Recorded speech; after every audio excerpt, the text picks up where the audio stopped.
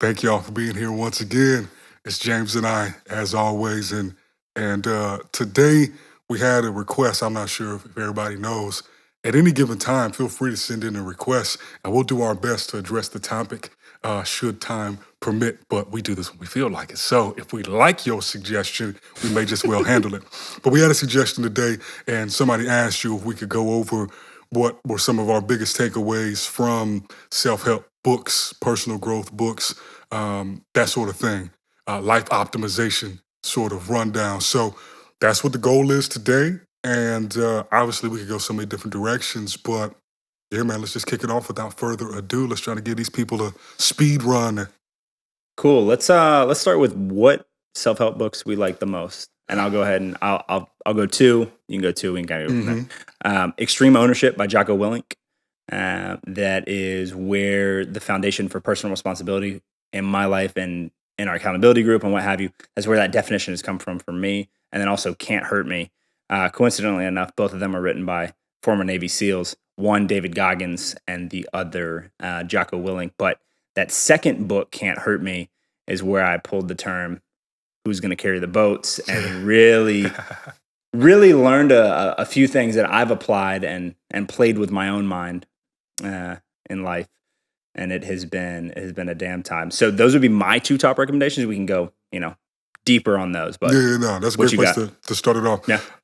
So for me, I like the not the Alchemist, was I about to say, the Kabbalion. Now that is by the three initiates, but basically the Kabbalion is a framework. It basically runs through the basics of the Hermetic laws, the Hermetic principles, which are the laws of the universe. So contained within that are things like that saying a lot of people have heard of before, as above, so below.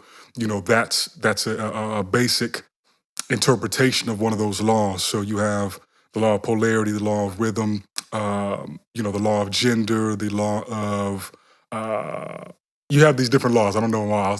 Anyhow, I like that one a lot because I find it as a good foundation where once one becomes familiar with those universal laws, in my experience, everything else falls in line in some way, shape, or form inside of one of those laws or a mix of those laws. So it was kind of just like a first principles approach to it. And I came across that a few years ago. So once again, that's by the three initiates, and it's good stuff. And then aside from that, it's kind of a toss-up, but I think the Four Agreements is something that everybody can use and apply. The next thing that I said. Hey, Four Agreements is a great book. Yeah, so Don Miguel Ruiz, and basically the four agreements in there are always be impeccable with your word, don't take anything personally, always do your best, and I always mess up the last one. Do you remember what the last one is? No, because I never have that book more than 10 feet away from me, so. Got you. Yeah, but it's really good, and I literally always only remember three for some reason out of the four, so I guess the one I always forget is the one I need to work on the most. But yeah, so, maybe something about gossip. Anyhow, those are two that off the gate come to mind for me. Yeah, and then I would say from there, we have talked about, and I don't know if you would consider this self-help unless you want to go so broad as helping thyself is self-help, but whatever.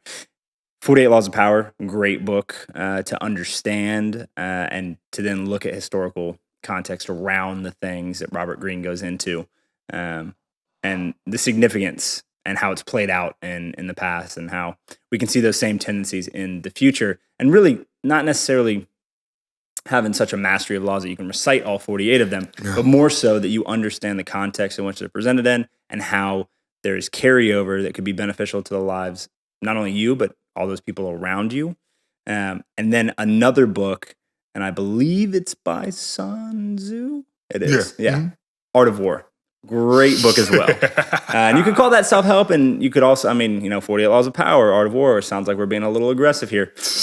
Does not mean... Sae'Von has said on previous podcasts that sometimes enemies are virtuous, and sometimes you need to understand some things that, deviate a little bit from the norm. Even if you don't apply said things in day-to-day life, it is great to have an understanding of them, because without them, you might be left in the dark sometimes. In situations that if you just had a more understanding conceptually of what was going on, the social dynamics, the power dynamics, uncovering the motivations of somebody through lines of questioning that are not combative, you could probably get out of a lot of situations with actually less conflict than it sounds like we're even talking about initiating. Less conflict. You could avoid that. You could scare someone into an outcome, or you could lead someone to the water and they drink themselves, and here we go, conflict resolved, or it didn't even happen. Crisis averted. Not even a thing. So that would be probably my other two. For sure. And I'm glad you make that caveat at the end, because I was going to add to that those to me are really about protection, right? It's like what Defense. They say, a great offense or a great defense, good offense, good defense, whatever, right? I play defense. But it's seriously though, the same way that most people, it's like, if you carry a firearm or you're fortunate enough to live in a place where you have the right to carry it if you so desire, it's always with that mindset, at least in my experience, I do carry a firearm, is so that I never have to use it, so that I could de-escalate a situation if necessary. It's never with the intent to go and cause harm. So I think the principles that are laid out in 48 Laws of Power, the Art of War, they're really to be able to de-escalate situations, but know what tactics are being employed against you by the potential oppressor, by the potential attacker, or the that conflict source, so that you can defuse the situation in as quickly, swiftly, and in a more agile manner than may happen if somebody doesn't really understand all of the dynamics in place. And it's like when you play Jenga, you might think you're finna pull the right block, but if you're not really peeping all the angles and all the dynamics of it, what you pull and you think is going to be helpful could cause the whole thing to come tumbling down. So you must be careful in combustible situations to make sure that you really put that fire out in a safe manner. So I think those are great recommendations. Another thing I would add in there would be The Way of the Superior Man. And Great despite the title, it's great for men and women. And the reason being is I feel like sometimes self-help books can be a little bit impersonal. They can be a little bit too by the numbers and just like, oh, do this, and this will happen for you.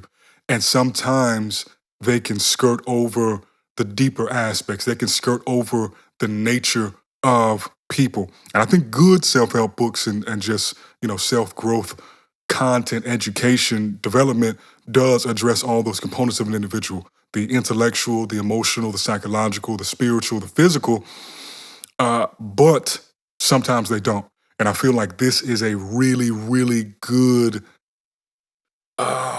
source, particularly for men from that perspective. It was written by David Deida, but then, as well, I've spent time reading parts of it to my partner. But it's also good for women if they want to get kind of a different viewpoint on what it might be like to have a masculine experience. And I mean, if there was a Way of the Superior Woman, I'd want to read that too.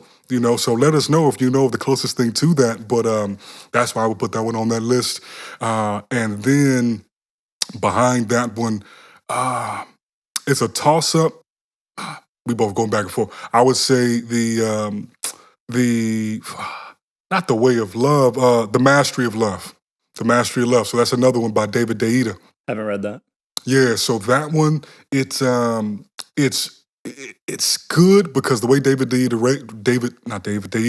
Don Miguel Ruiz writes is very straightforward, and he uses as few words as possible to get to his point. He's very concise and uses 1 and 2 syllable words, not 7 syllable, 6, 5, whatever syllable words.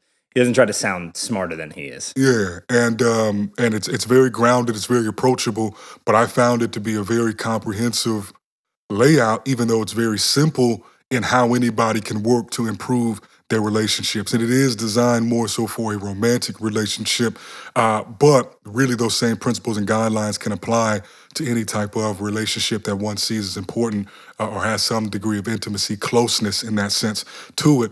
And it's a quick read. So it's like if you're going to go ahead and step in the world of Don Miguel Ruiz, you might as well, get those two, in my opinion. But yeah. Yeah, and you can't go wrong, in my opinion, with Jordan Peterson. So Jordan Peterson's got a book called 12 Rules for Life, and then he's also got An Antidote to Chaos, and then 12 More Rules for Life Beyond Order.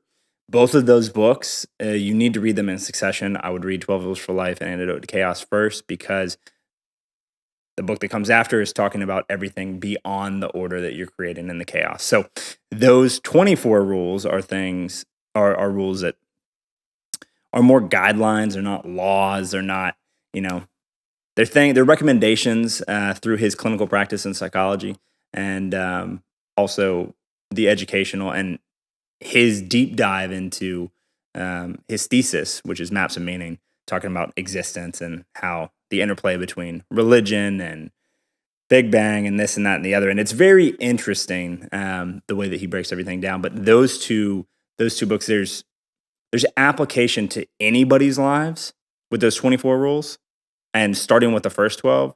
I mean, if you start to implement the things that are in that book, and they're things that you didn't do previously, you will see an uptick in your performance. You will see an uptick in the way that you feel about what you're doing. It will force you to find at least purpose in the task that you have right in front of you.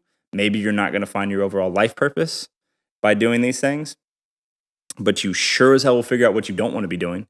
You sure as hell will figure out, how to get tasks completed from the start of the day. You sure as hell will figure out, a way to create order in the chaos that is life, through many things that sound childish when they're explained. But when you really step back and think about it, well, all these things that seem childish, I don't do. So, am I the child here? Yeah. Both of those books are very, very great books. And I just wrapped up the second one, Beyond Order, that he released like 2 months ago.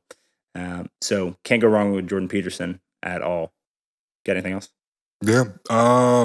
So financially minded, The Richest Man in Babylon. It's a great that book. one, yeah, it's good. Same thing. It's very quick read, but for somebody to really improve as an individual, you have to have a good relationship with money, and that relationship with money often is either it kind of has a relationship with how much money you have. Typically, the less money somebody has, they tend to have a less favorable relationship with finances. Scarcity mindsets, versus when you start to come into a little bit more money, have a little bit more flexibility with it, all of a sudden you realize the power that money can provide. And so that was a big leap I had to make several years ago, was just to reframe my relationship with money and not see it as this chore, this obstacle, or this, Mount Everest that is this daunting thing to climb, but really see it as this journey and as a like a AA battery, like a AAA battery, just, like diesel, like hydrogen, whatever, but just some sort of fuel source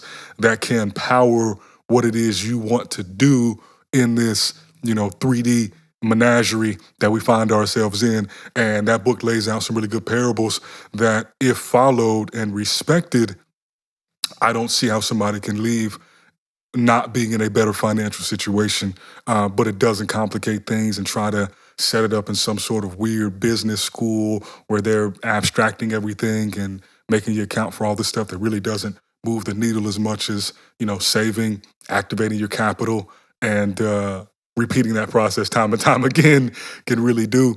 So that's a really good one. And that one is written by, I do not remember on top of my head in the slightest, but there's not too many books named The Richest Man in Babylon. So I believe there's only one. Yeah, should be easy to find.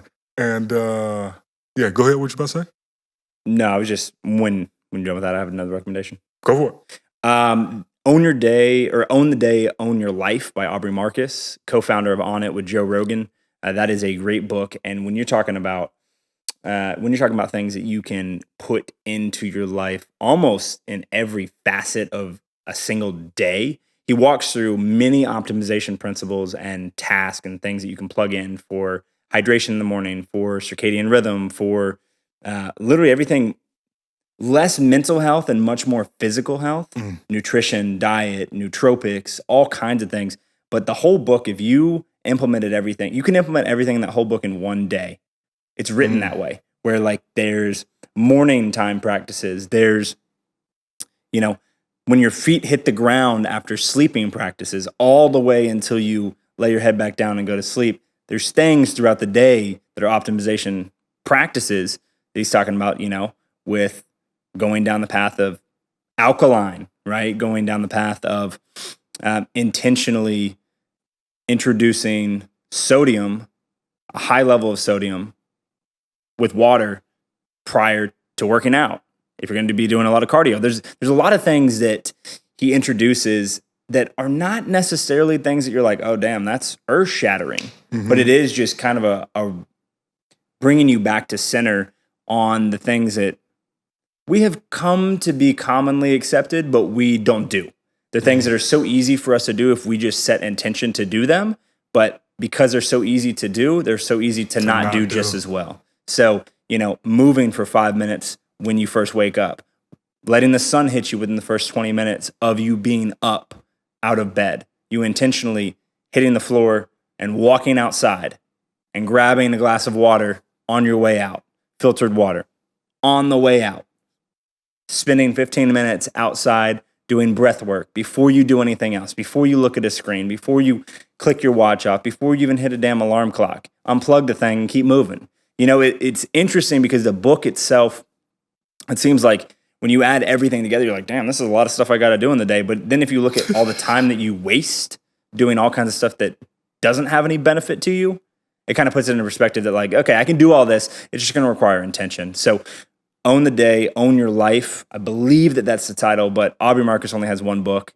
Also has a great podcast that's all about self-help. But that book, I mean, goodness, everything from hydration to exercise to nutrition to then mindset also, and then practices of traveling to and from work, the commute, focusing on everything and nothing at the same time, taking in all things around you without hyper-focusing on one, so that you have a little bit of a brain overload while also paying attention. Like it's interesting. You're going to have to read the book to, a lot of it sounds woo-woo and, this, that, and the other. But, well, not to somebody that's practiced it and seen the benefits of it, but for people that are more traditional medicine, more traditional fitness, health, wellness, that would rather have their greens in a powdered form than they would just eat broccoli. I mean, a lot of it's going to seem goofy to you.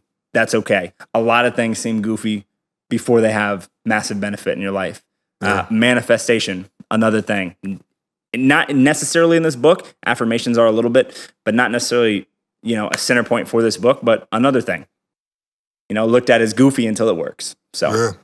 And I think to your point, you had said something about how sometimes the suggestions can be so simple to do that they're equally as easy to ignore. As we're rattling these lists off, please know, reading these books isn't going to do shit.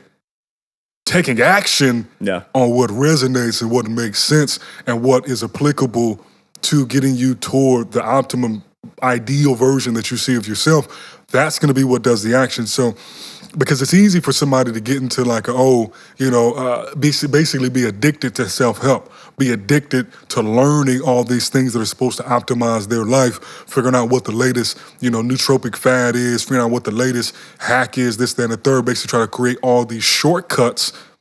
When it's like at the end of the day, the same amount of time in life is going to elapse. Now, how dense that time is, how rich with meaning that time is, the quality of relationships, time spent, all of that stuff is going to be unique to each individual.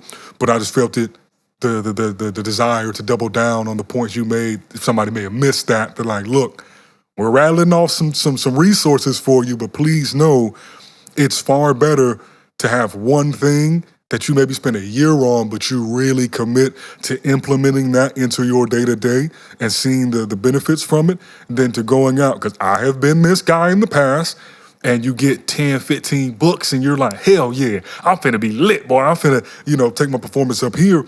And really you tricked yourself into feeling like you achieved something by taking that step of buying these books versus really diving through them and then taking out piece by piece what's applicable and really integrating into your life before you're so ready to sprint to the next thing before really even integrating that first part. So I just felt the need to throw that in there because I have certainly been on the side of that before.